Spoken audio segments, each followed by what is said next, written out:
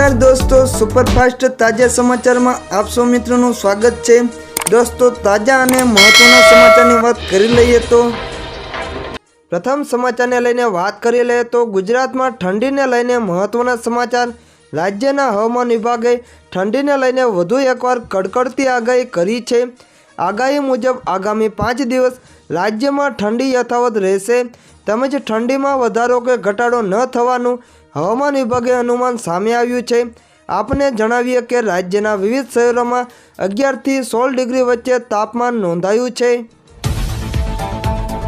तापमाननी वात करी लईए तो अमदावाद में लघुत्तम तापमान 13.4 डिग्री सेल्सियस नोंधायुं छे, ज्यारे सौथी ओछुं 11.2 डिग्री तापमान साथे नलिया राज्य में मोखरे रह्युं छे। જ્યારે ગાંધીનગરમાં 11.5 ડિગ્રી સેલ્સિયસ તાપમાન નોંધાયું છે।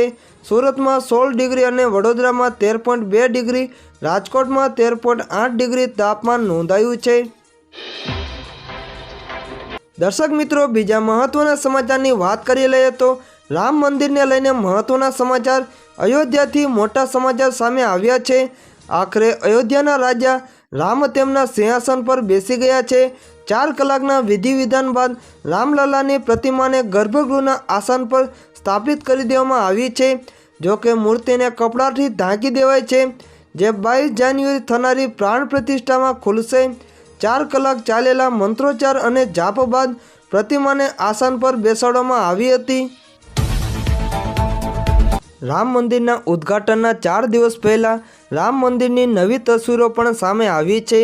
એક તસવીર બહારથી આખા રામ મંદિરના બિલ્ડિંગની છે, તો બીજી તસવીરમાં દિવાલ પર કોતરવામાં આવેલી શ્રી રામ મંદિરના વિશિષ્ટ ભક્ત હનુમાનજીની પ્રતિમા જોવા મળે છે। તો ત્રીજી તસવીરમાં શ્રી નારાયણ અને દેવી લક્ષ્મીની મૂર્તિ દિવાલ પર કોતરવામાં આવી છે, જેમાં નારાયણ શયન મુદ્રામાં છે। મંદિરમાં 3 દિવસથી વિધિ ચાલી રહી છે। રામલલ્લા પોતાના 3 ભાઈઓ સાથે જૂના ઘરેથી નવા રામ મંદિર પહોંચ્યા। રામલલ્લાની નવી મૂર્તિ પણ રામ મંદિર અયોધ્યા પહોંચી ગઈ છે।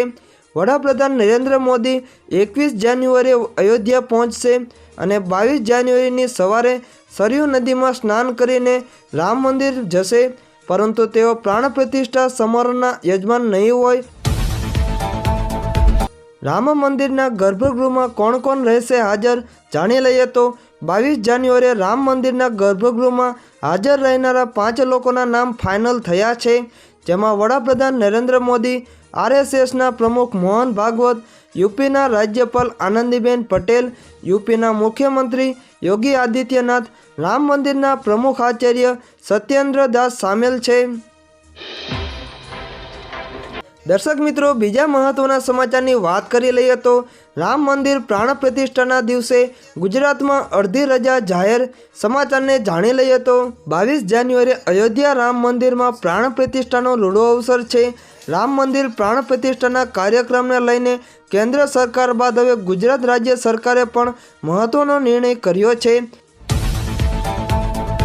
ગુજરાત તથા દેશમાં તારીખ 22/1/2024ના રોજ અયોધ્યા ખાતે શ્રી રામ મંદિર પ્રાણ પ્રતિષ્ઠાની ઉજવણી થનાર છે। રાજ્યના તમામ લોકો આ ઉજવણીમાં ભાગ લઈ શકે તે હેતુસર સોમવારના રોજ રાજ્ય સરકારની તમામ કચેરીઓ તથા રાજ્ય સરકારની તમામ સંસ્થાઓમાં અડધા દિવસ માટે બપોરના 2:30 સુધી બંધ રાખવાનો આદેશ કરવામાં આવ્યો છે। 22 જાન્યુઆરીએ અયોધ્યા રામ મંદિર પ્રાણ પ્રતિષ્ઠાનો રૂડો અવસર છે, ત્યારે કેન્દ્ર સરકારે મહત્વનો નિર્ણય લીધો છે। આ શુભ પ્રસંગે કેન્દ્ર સરકારે 22 જાન્યુઆરીએ અડધા દિવસની રજા જાહેર કરી છે। રામલલ્લાની પ્રાણ પ્રતિષ્ઠાને 22મી જાન્યુઆરીએ અયોધ્યામાં થવા જઈ રહી છે, ત્યારે દેશભરમાં પણ ઉજવણીનો માહોલ ચાલી રહ્યો છે। ઉત્તર પ્રદેશ, રાજસ્થાન, છત્તીસગઢ, મધ્યપ્રદેશ, ગુજરાત રાજ્યો આ અવસર પર જાહેર રજા કરાઈ છે।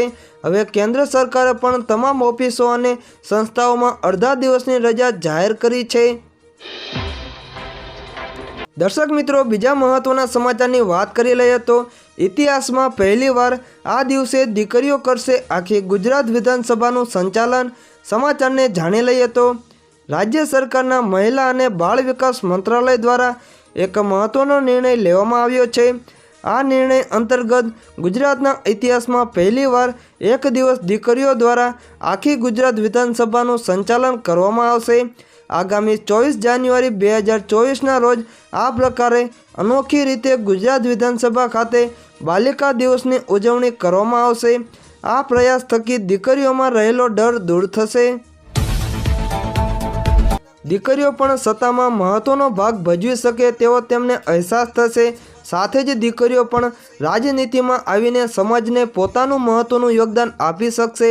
આ પ્રકારે વિધાનસભા ખાતે કરાયેલી બાલિકા દિવસની ઉજવણીથી દીકરીઓને જીવનમાં અનેક પ્રેરણા મળશે। દેશની દીકરીઓ પોતાના અધિકારો પ્રત્યે વધુ જાગૃત થાય તે આશયથી પ્રતિ વર્ષ 24 જાન્યુઆરી સમગ્ર દેશમાં આંતરરાષ્ટ્રીય બાલિકા દિવસ તરીકે ઉજવવામાં આવશે। આ દિવસે વધુ ખાસ અને યાદગાર બનાવવા માટે ગુજરાતમાં પ્રથમ વખત 24 જાન્યુઆરીએ 1 કલાક ગુજરાત વિધાનસભાનું સમગ્ર સંચાલન દીકરીઓ દ્વારા કરવામાં આવશે। પ્રજાતાંત્રિક મૂલ્યો અને મહિલાઓની ભાગીદારી વધે અને તેમનામાં જાગૃતતા આવે તેવા હેતુસર બાલિકાઓ ધારાસભ્યોની જેમ આ વિધાનસભા ગૃહનું સંચાલન કરશે। આ સમગ્ર કાર્યક્રમમાં ગુજરાતની 1300થી વધુ દીકરીઓ સહભાગી થશે। દર્શક મિત્રો, બીજા મહત્વના સમાચારની વાત કરી લઈએ તો 22 જાન્યુઆરીએ ભગવાન રામ આપણને દર્શન આપશે। પ્રાણ પ્રતિષ્ઠા પહેલા પીએમ મોદીએ આપ્યો મોટો સંદેશ। સમાચારને જાણી લઈએ તો અયોધ્યામાં રામ ભગવાનની પ્રાણ પ્રતિષ્ઠા પહેલા વડાપ્રધાન નરેન્દ્ર મોદીએ દેશની જનતાને એક ખાસ સંદેશ આપ્યો છે। પીએમ મોદીએ કહ્યું કે ભગવાન રામ 22 જાન્યુઆરીએ આપણને દર્શન આપશે। તેમણે કહ્યું કે બસ થોડા દિવસોની વાત છે, આ પછી ભગવાન શ્રી રામ એક વિશાળ મંદિરમાં દેખાશે। વડાપ્રધાને કહ્યું કે હું પોતાને જ ખૂબ ભાગ્યશાળી માનું છું કે અયોધ્યામાં રામ મંદિરના પ્રાણ પ્રતિષ્ઠામાં ભાગ લેવાની તક મળી રહી છે। પીએમ મોદીએ રામલલાની પ્રાણ પ્રતિષ્ઠા માટે 11 દિવસની વિશેષ વિધિ શરૂ કરી છે। આ પ્રસંગે તેમણે કહ્યું કે આ એક મોટી જવાબદારી છે। આપણા શાસ્ત્રોમાં પણ કહેવાયું છે કે આપણે ભગવાનના યજ્ઞ અને ઉપાસના માટે પોતાના દિવ્ય ચેતનાને જાગૃત કરવી પડશે। આ માટે શાસ્ત્રોમાં વ્રત અને કડક નિયમો પણ જણાવવામાં આવ્યા છે। તેનું પાલન કરવા માટે પવિત્રતા પહેલાં કરવામાં આવે છે। તેથી મને કેટલાક પવિત્ર આત્માઓ અને આધ્યાત્મિક યાત્રાના મહાપુરુષો પાસેથી મળેલા માર્ગદર્શન અનુસાર તેમના દ્વારા સૂચવેલા યમ નિયમો અનુસાર હું આજથી 11 દિવસની વિશેષ વિધિ શરૂ કરી રહ્યો છું। એક ભાવાત્મક સંદેશમાં પ્રધાનમંત્રીએ રામ ભક્તની પ્રાણ પ્રતિષ્ઠા સુધીની દોડમાં સમગ્ર રાષ્ટ્રને તરબોળ કરવાની લાગણીની નોંધ લીધી છે। દર્શક મિત્રો, બીજા મહત્વના સમાચારની વાત કરી લઈએ તો પ્રાણ પ્રતિષ્ઠા પહેલાં આમ આદમી પાર્ટીએ કરી મોટી જાહેરાત। તમામ એસેમ્બલીમાં હનુમાન ચાલીસાનું આયોજન કરશે। સમાચારને જાણી લઈએ તો 22 જાન્યુઆરીએ અયોધ્યામાં ભગવાન શ્રી રામ મંદિરના અભિષેકને લઈને દરેક જગ્યાએ લોકોમાં ઉજવણી અને ઉત્સાહ છે। તે જ સમયે આમ આદમી પાર્ટીએ પવિત્રતા પહેલાં એક મોટી જાહેરાત કરી છે। આમ આદમી પાર્ટીએ એક નિવેદન જારી કરીને દિલ્હીની તમામ વિધાનસભાઓમાં સુંદરકાંડનું આયોજન કરવાની જાહેરાત કરી છે। આમ આદમી પાર્ટીના નિવેદન અનુસાર દિલ્હીના ધારાસભ્યો અને કાઉન્સિલરો દર મહિનાના પહેલા મંગળવારે સુંદરકાંડ અને હનુમાન ચાલીસાનું આયોજન કરશે। આપને જણાવી દઈએ કે ભારતીય જનતા પાર્ટી 22 જાન્યુઆરીએ અયોધ્યામાં પ્રાણ પ્રતિષ્ઠા મુદ્દે દેશને રામમય બનાવવાની તૈયારીમાં છે। આમ આદમી પાર્ટીએ પણ દિલ્હીથી મોટું પગલું ભર્યું છે। આમ આદમી પાર્ટીએ તેના સોશિયલ મીડિયા એકાઉન્ટ દ્વારા પોસ્ટ કર્યું છે કે જય સિયા રામ। દિલ્હીનો દરેક ખૂણો સુંદરકાંડના પાઠ અને હનુમાન ચાલીસાથી ભક્તિમય બની જશે। આમ આદમી પાર્ટીના રાષ્ટ્રીય સંયોજક અને દિલ્હીના મુખ્યમંત્રી અરવિંદ કેજરીવાલે પણ ટ્વીટ પર લખ્યું છે કે દરેકની ખુશી, શાંતિ અને પ્રગતિ માટે આવતીકાલે આમ આદમી પાર્ટી દિલ્હીમાં ઘણી જગ્યાએ સુંદરકાંડના પાઠનું આયોજન કરી રહી છે। વાસ્તવમાં 22 જાન્યુઆરીએ અયોધ્યામાં ભગવાન શ્રી રામની મૂર્તિનો અભિષેક થવાનો છે અને 16 જાન્યુઆરીએ નવા રામ મંદિરમાં રામલલાની જૂની મૂર્તિ અને નવી મૂર્તિઓની સ્થાપના કરવામાં આવશે। 22 જાન્યુઆરીના રોજ વડાપ્રધાન નરેન્દ્ર મોદી દ્વારા ભગવાન શ્રી રામની મૂર્તિની આંખો આવરી લેવામાં આવશે।